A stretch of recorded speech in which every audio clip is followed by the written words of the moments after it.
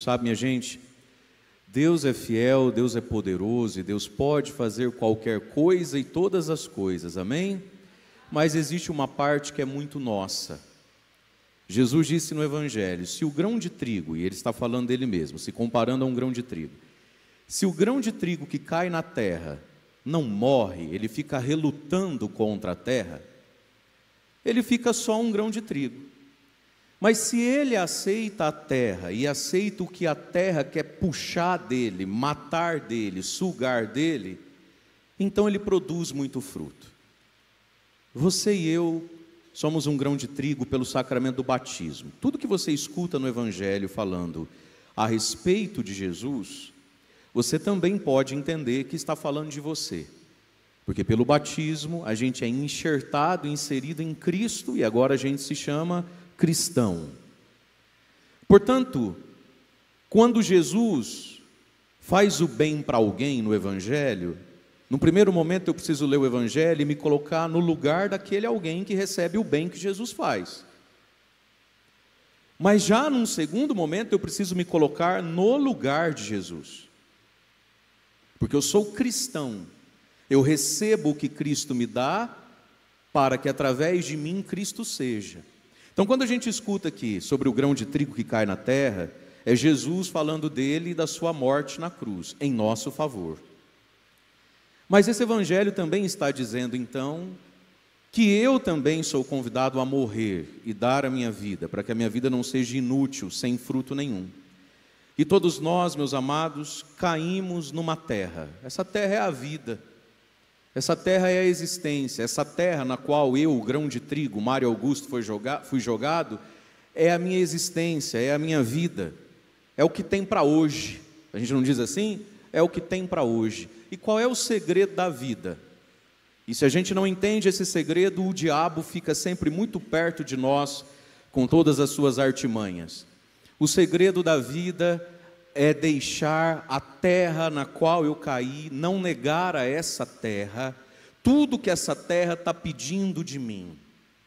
Porque Jesus falou assim, se o grão de trigo cai e não morre, é só um grãozinho de trigo, mas se cai e morre, produz muito fruto. Aí ele diz assim, ele está falando da sua cruz, e então está feito o julgamento do chefe desse mundo, será expulso o chefe desse mundo, que é o diabo, Satanás, o capeta, coisa ruim, o encardido. Aí você vê qual nome você prefere.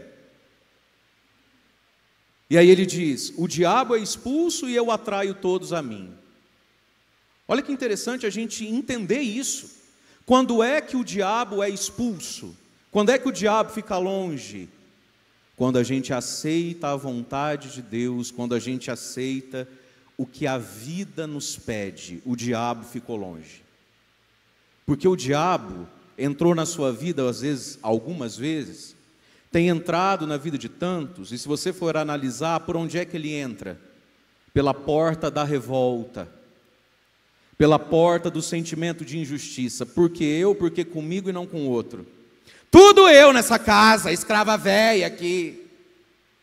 A gente caiu numa terra chamada casamento. Numa terra chamada eu mesmo. Quantos de nós nascemos às vezes com algumas cruzes já tão pesadas, diferentes ou não tão comuns? É a terra que você caiu. A missão que nos é dada é a terra que a gente caiu. E nessa revolta, nesse não aceitar, nesse querer terceirizar o que a terra nos pede, a vida, a igreja nos pede. Quantas pessoas são difíceis. Ela é um grão de trigo, dentro dela tem tanto fruto para dar. E a terra vem dar ocasião, em cima da hora, fulano, Beltrano não vai, Cicrano não quis, você não quebra esse galho para nós? Aí a pessoa dentro dela faz o quê? Saco, droga, tem que ir, né? Inferno. Mas eu vou falar com o padre essa semana, está achando que eu sou idiota? Que pode ficar abusando assim de mim? Tem mais o que fazer da vida. É a terra, pedindo todos os frutos que tem dentro de você, dentro de mim. E quando a gente tem esse espírito de chilique, esse espírito de revolta, esse espírito de coitado, esse espírito de princeso, que julga que tudo que me é solicitado é injusto, porque eu sou tão bom, não devia ser eu a estar suando a camisa desse tanto. Não devia ser eu a estar passando essas contrariedades, porque eu sou muito bom. Quem vive assim tem sempre o capeta perto arranhando as pernas. O pecado entra, meus irmãos, não só porque a carne é fraca. E vou dizer para você, boa parte dos pecados graves aí, que entram na vida de pessoas, não é porque a carne da pessoa é fraca, não, porque a minha também é. É porque existe uma revolta contra a terra no qual Deus me lançou.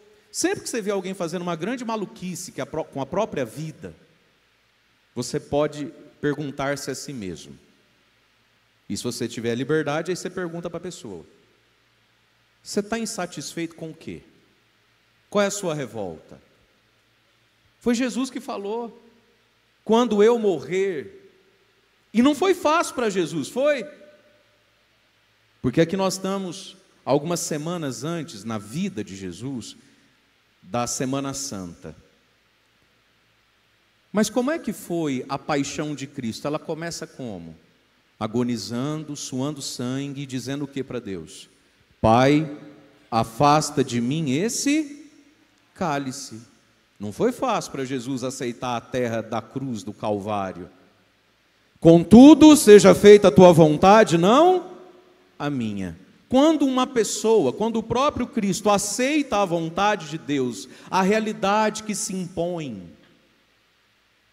e para de lutar contra ela, e aproveita dela como lugar onde Deus se revela e convida, pronto, está curado, pronto, está exorcizado. O que o diabo pode contra alguém que aceitou? Hein? Nada.